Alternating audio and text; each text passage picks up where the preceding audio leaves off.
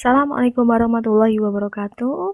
Jumpa lagi bersama saya Irma Dwi Tantri. Pada kesempatan kali ini saya akan menyampaikan materi tentang pengukuran atau antropometri pertumbuhan seorang anak usia 5 sampai dengan 18 tahun ya. Kalau di Peraturan Menteri Kesehatan ada standar indeks massa tubuh menurut umur yang ini mengacu pada standar yang dibuat oleh WHO. Kalau di WHO itu istilahnya BMI, Body Mass Index ya, indeks massa tubuh. Nah, ada dua versi, ada versi tabel dan ada versi grafik.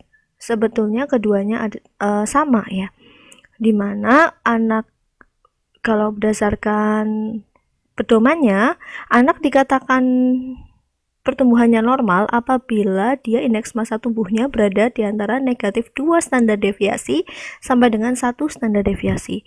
Jadi daerah sini itu daerah normal. Nah, kita ambil contoh ya. Untuk usia 8 tahun 3 bulan itu batas 1 standar deviasinya adalah 17,5, kemudian batas negatif 2-nya adalah 13,3 ya di sini. Oke, coba kita cocokkan di sini. 8 tahun 3 bulan itu standar deviasinya 1 adalah 17,5, kemudian negatif 2 standar deviasinya adalah 13,3. Nah, jadi seorang anak itu dikatakan normal apabila indeks massa tubuhnya itu nilainya di atas 13,3 tapi di bawah 17,5. Jadi kalau indeks massa tubuh seorang anak 8 tahun 3 bulan itu 16, ini masih di antara median dan 1 standar deviasi kan. Nah, jadi masih normal. Tapi kalau dia indeks massa tubuhnya 18 ya. 18 kan berarti di atas 1 standar deviasi.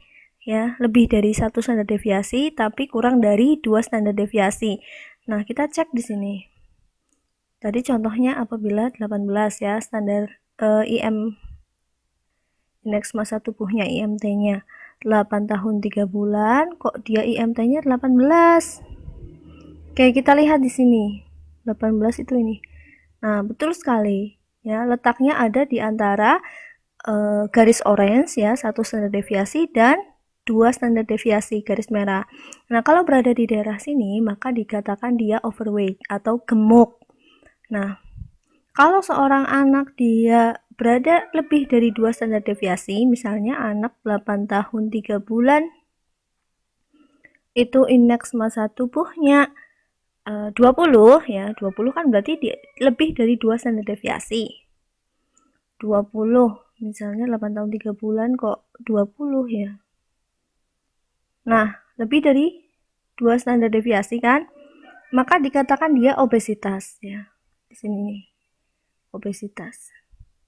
Karena dia lebih dari garis merah ya. Jadi garis merah ini mewakili angka-angka di 2 standar deviasi. Nah, kalau yang garis orange itu mewakili angka-angka pada 1 standar deviasi.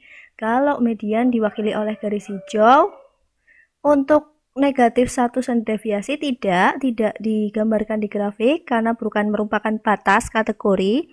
Tapi kalau negatif 2 standar deviasi itu di sini digambarkan warnanya merah, kemudian untuk negatif 3 digambarkan dengan warna hitam.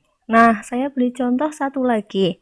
Misalkan seorang anak 10 tahun ya. 10 tahun kok indeks massa tubuhnya itu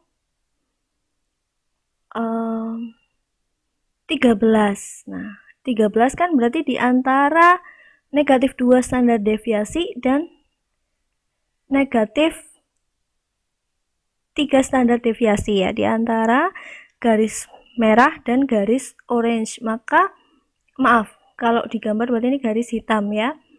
Di antara negatif 3 dan negatif 2, maka dia kategori apa? Kategori kurus. Ya, kategori kurus. Di antara negatif 3 dan negatif 2.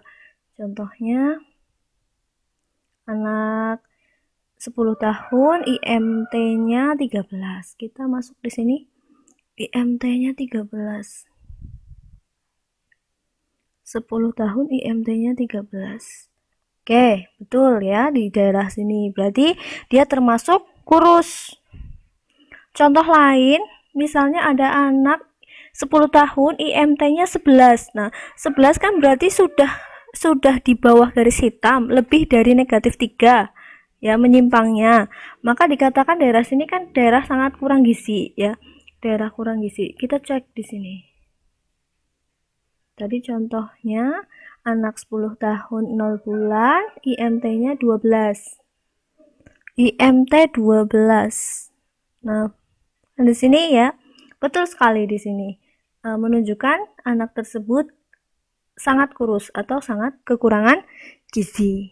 Nah, jadi untuk melihat atau menentukan kategori anak tersebut normal, kurus, sangat kurang gizi, gemuk atau obesitas itu boleh menggunakan grafik, boleh juga menggunakan tabel. Di mana tabel ini angka-angka di sini juga kalau di dalam grafik diwakilkan dengan garis di dalam grafik. Oke, itu yang bisa saya sampaikan. Semoga dapat menambah pemahaman Mas Mbak semua dan bisa diaplikasikan. Terima kasih atas perhatiannya. Mohon maaf apabila ada kekeliruan. Wassalamualaikum warahmatullahi wabarakatuh.